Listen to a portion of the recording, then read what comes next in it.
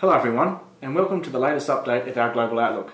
My name is John Ferguson, Director of Global Forecasting and Country Analysis here at the EIU, and I'm joined by Felix Delbrook, our Director for the Country Risk Service, and a special guest, Agathe Desmarais, our Principal Economist for Europe. Today we want to talk about two things. We want to talk about our new global trade forecast and what that means for the global economy, but then we also want to talk about emerging markets, and in particular we're going to talk to Agathe about Turkey. So let's start with our new global trade forecast. For us, we now believe that the dispute between the US and China will escalate into what we are calling a bilateral trade war. We use that phrase because for us, a trade war means something that will have macroeconomic significance. And we've now gone to that forecast because of what we believe will be the next round of tariffs imposed on Chinese goods from the US. So we believe that most, if not all, of the $200 billion worth of Chinese imports into the US will be targeted with tariffs, most likely in mid to late September. So that, in our view, is a significant escalation in the dispute. We've seen a lot of tit-for-tat measures to this point, but this really is the point where we think it will start to have major implications for the global economy and particularly for US and China as well. So this is a big change to our forecast and lots to discuss. Felix, can we start with what this means, what our new bilateral trade war forecast means for the global economy? Sure, John. Well, of course, we need to start with what it means for the US and Chinese economies themselves. So, starting with China, for China, this actually comes at a somewhat delicate time for the economy and for policymakers. So, for several years now, the Chinese government has been trying to get on top of some of the financial excesses in the Chinese financial system without killing growth. And that's always been a bit of a delicate balance, and it seems once again they haven't been getting that balance quite right this year. So last year they tried to get on top of the shadow banking system in particular. This year what they found is that total social financing, so that's the measure of credit that includes the shadow banking sector, has slowed as well to the slowest rate of growth, 10%, below 10%, but that's very slow in the Chinese context. In that data's history, you've seen it coming through in lower fixed asset investment, lower retail sales, so definite signs of the economy slowing already. So even before we get to a trade war... Before we get to a trade war... We've had concerns about domestic weakness in China. Domestic weakness, but at the same time the housing market is still going strong, property investment is going strong. So that mix has already been difficult, and now on top of that we've got these trade war concerns.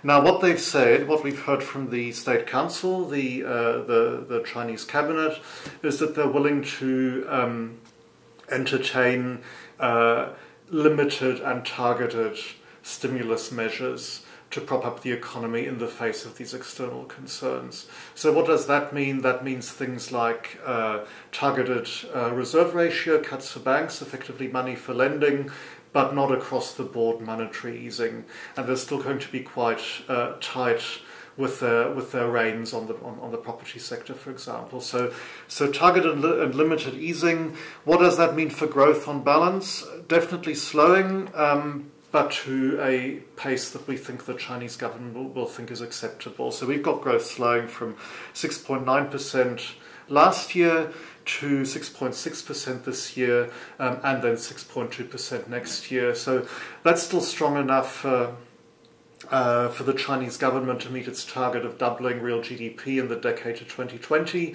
but it is a slowing, and that'll be felt in the global economy and global markets. Absolutely. And you use the phrase limited and targeted because we still have concerns, and Chinese policymakers are still aware of the worries about China's debt profile. So this is why we're talking about limited and targeted measures. Absolutely. So the one of the critical assumptions behind our forecast is that the trade war doesn't escalate significantly further beyond this next round of tariffs that Donald Trump has threatened.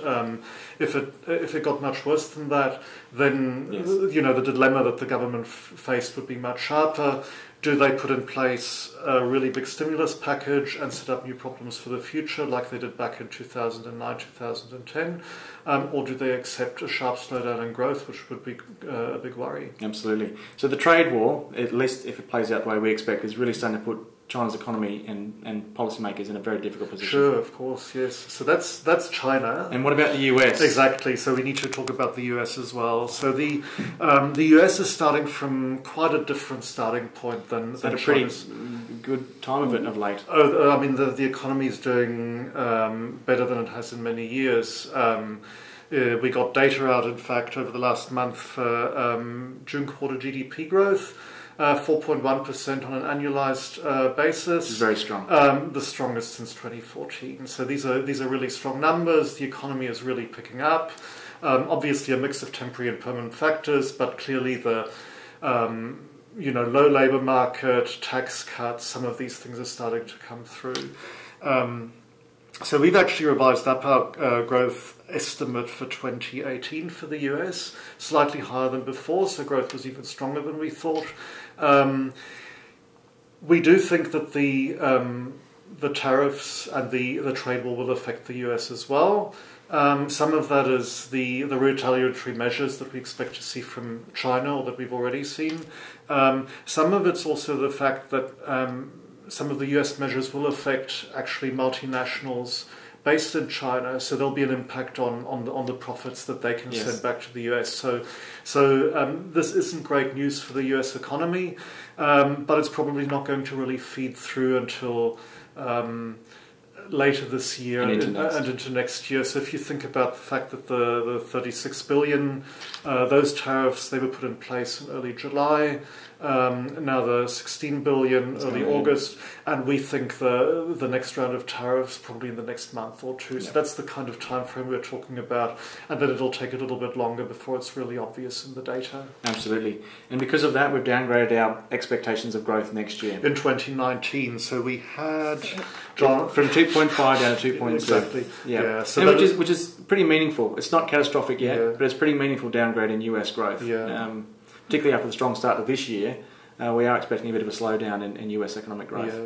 Yeah. So that's so one of the reasons I mentioned the strong starting point is that, of course, we do have to think about the Fed in all of this. Absolutely. At the moment, the Fed is still seeing strong growth, low unemployment, and inflation slowly edging up. We are getting some sort of early rumbles of concern from the business community about what a trade war might mean, but this is all still very early. So we actually think now, after this strong GDP result, that we'll get another 2 rate hikes from the Fed this year. Before we thought 3. We thought in total. 3 in total this year. Now we think 4. So the Fed is definitely still in tightening mode. That will slowly shift in next year. So we expect another 3 rate hikes next year, and over time the rhetoric will gradually soften, but that'll take time. Because we're expecting the Fed to react and feel the pressures of the trade war. Of course, but they're still trying to balance their inflation targeting mandate with these concerns around growth. So I think that'll gradually shift as the year goes on, but the starting point is we need to normalise interest rates. So combine that with the trade war. That's why we're expecting growth to slow appreciably in the US as well as in China next year. Okay, so a fair bit of change this month, as I mentioned. Change to global GDP growth, US growth, China's growth, and we also have softened our forecast of global trade growth, not just global economic growth. Thanks, Felix. Okay, let me turn to you now. We've been talking for a long time to our clients and in our reports about concerns regarding the emerging markets. And there are a number of concerns, a number of countries, but this trade war just adds another area of concern. And in the last week or so, we've really seen a lot of activity with Turkey, which I know you've been covering a lot for us. Can you give us a little bit of background and tell us what's driving the Turkish currency, the lira, down? Thanks, John. I would say that there are 2 vulnerabilities and then 3 triggers for what we're seeing at the moment in Turkey. The 2 vulnerabilities would be the large external financing needs of Turkey because of the twin deficits, the current account deficit and the fiscal deficit.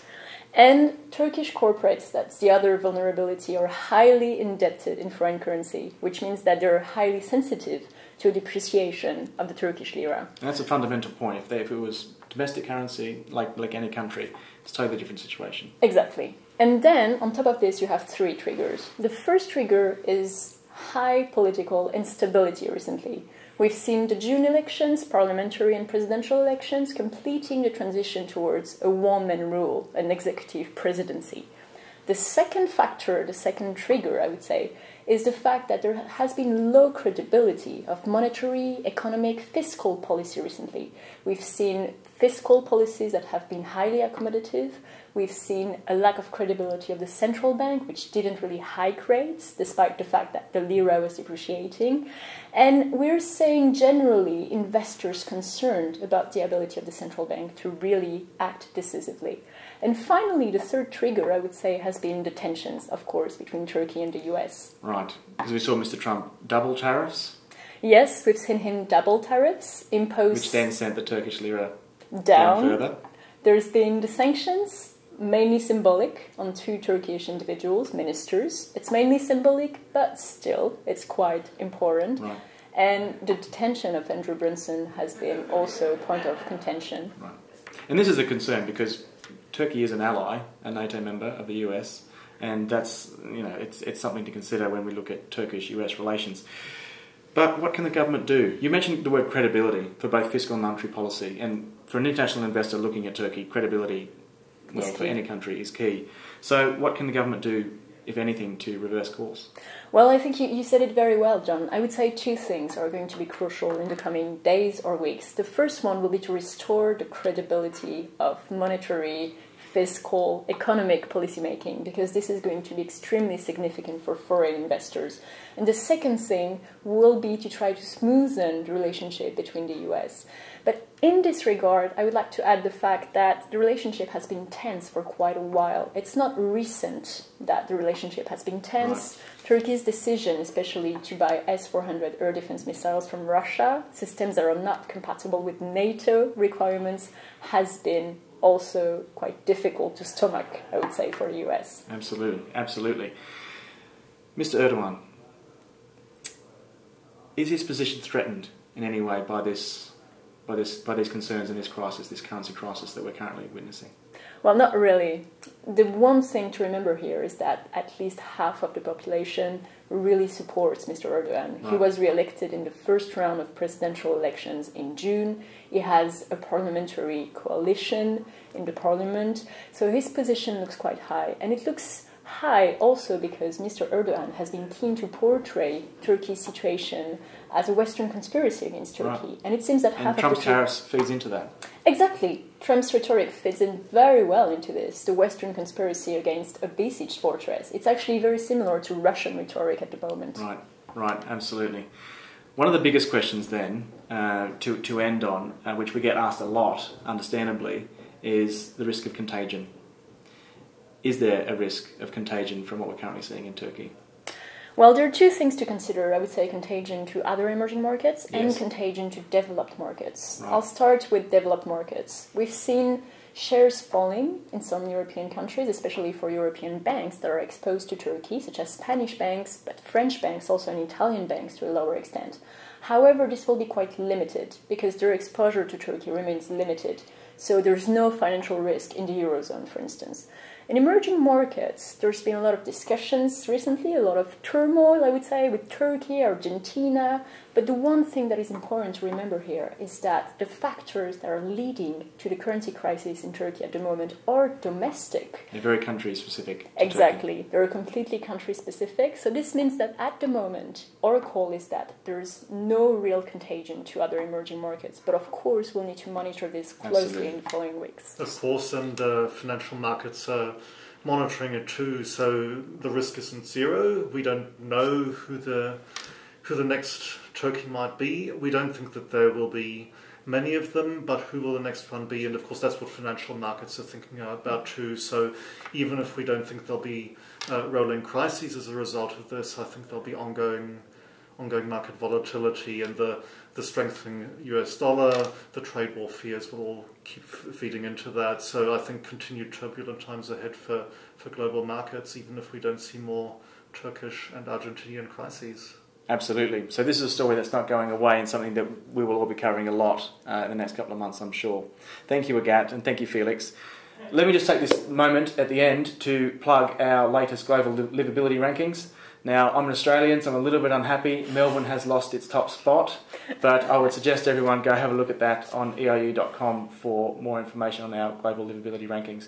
But thanks again to Agat, our special guest, and Felix, as always. And we'll be back next month with another update of our global outlook.